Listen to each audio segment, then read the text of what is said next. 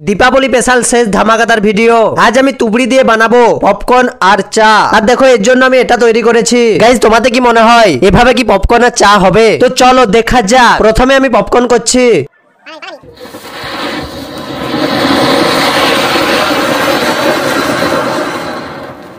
Guys দেখো পপকর্নের অবস্থা কি হয়েছে। তুবড়িটা তো বাটিটাকে ফুটো করে দিয়েছে। এবার তুবড়ি দিয়ে চা করব।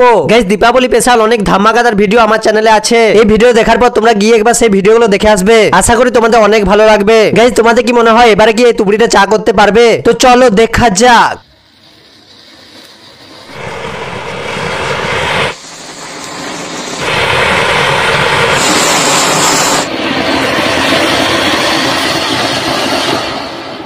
তো চলো চলো দেখা যাক এবার চা হয়েছে কিনা। গাইজ আমি পেরেছি। তুবড়ি দিয়ে চা তৈরি হয়ে গিয়েছে। তোমরা এইভাবে তুবড়ি দিয়ে চা তৈরি করে কেউ খেও না, কারণ তোমাদের ক্ষতি হতে পারে। তো ভালো থেকো সবাই, বাই বাই।